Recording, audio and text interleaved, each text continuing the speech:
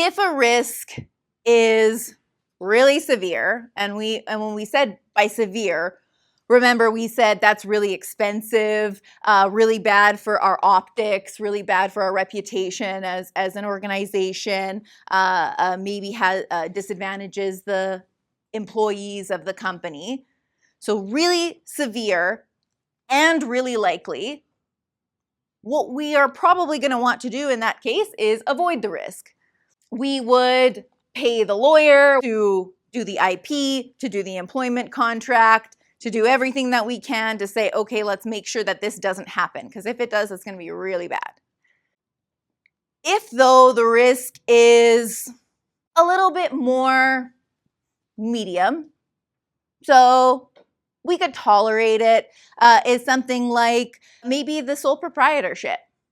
Maybe she's saying, you know what, I actually have no idea how much money that I'm going to make. I'm going to keep the funds coming into this account, and then once I'm within $10,000 of the tax limit, then I'll incorporate if I have to. It's a choice to mitigate the risk, and by mitigate the risk, I mean reduce the risk. That's a risk management strategy that I could undertake. I'm not ignoring it. I know it's there, but I don't feel like I quite have to make a move yet. Another strategy is to shift the risk. Shifting the risk means, all right, this exists. Maybe I can't get rid of it personally, but I can hand it off to somebody else or share the liability with somebody else. And so usually this is why companies will get insurance. It's a risk that one of the employees takes a medical leave. That's a risk that you can shift over to insurance. By getting insurance for your employees' long-term health benefits that says if they get sick, the insurance company is going to pay for everything that they need, and I'm going to have the funds that I need to pay somebody else to replace them. Does that make sense? Very, very good. What you have done successfully is risk management. Congratulations.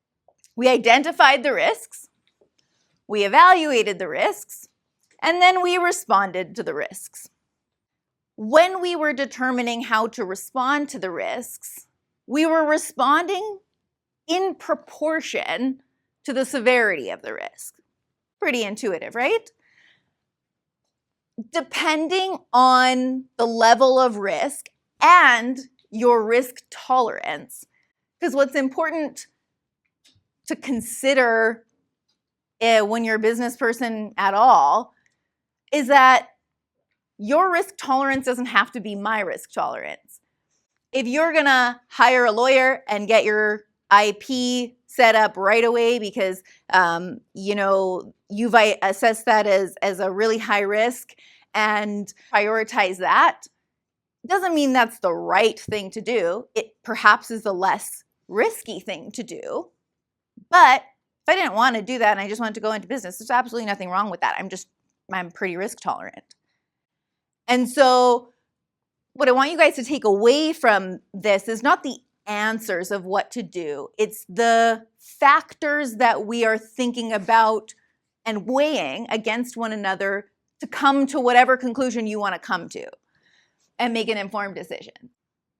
Any questions on risk analysis or management? That's one topic down, guys.